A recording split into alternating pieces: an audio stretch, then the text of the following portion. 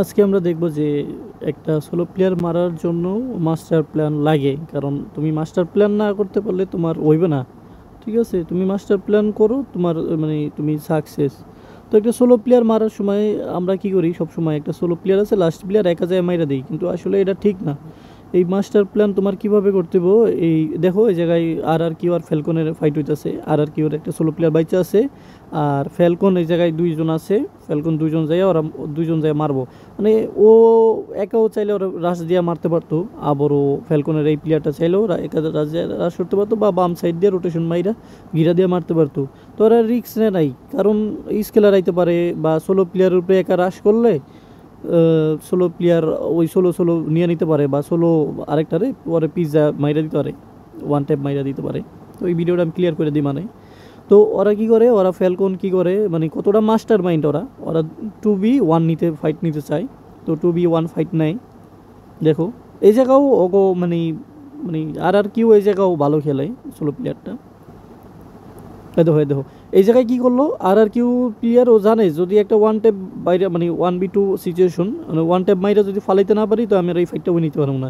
তো ও একটু রিস্ক নিয়ে ওই যে একটা ওয়ান ট্যাপ টান দেয়, কিন্তু ওয়ান ট্যাপটা মানে লাগে না। তো এই জায়গায় হয় না, ট্রাই করে, সর্বোচ্চ ট্রাই করে আর কি কারণে ওরা ইন্টারন্যাশনাল প্লেয়ার, বুঝতে পারলো। তো এই জায়গায় ফাইট করে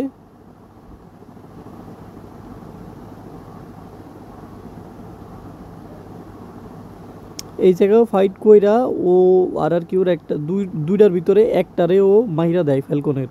তো মানে কতটা মাস্টার মাইন্ড হলে এইগুলা মানে করতে পারে।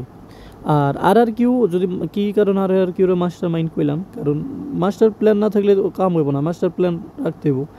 অন্য প্লেয়ারও 1v1 নেওয়ার লেগে আর একটা প্লেয়ার আয় পড়ছে ব্যাকআপ দেওয়ার লেগা। তো এটাই ভাই, মানে তুমি যদি সোলো প্লেয়ার একা মারতে যাও, তো তুমি হোগা মারা খাবা। তো তোমার কী করতে হবে, দুইটা প্লেয়ার যায় মারো বা তিনটা প্লেয়ার যায় মারো। এভাবে মানে এভাবে যে একটা সোলো প্লেয়ারে নাও। কোনো সময় একা যায়ও না, একা গেলে তোমার ও 100% মারবই, কারণ ওর কাছে আর কোনো ওয়ে থাকে না যে তোমার মারতেই হইব, ওর কাছে ওই রাস্তা ছাড়া আর কোনো ওয়ে থাকে না।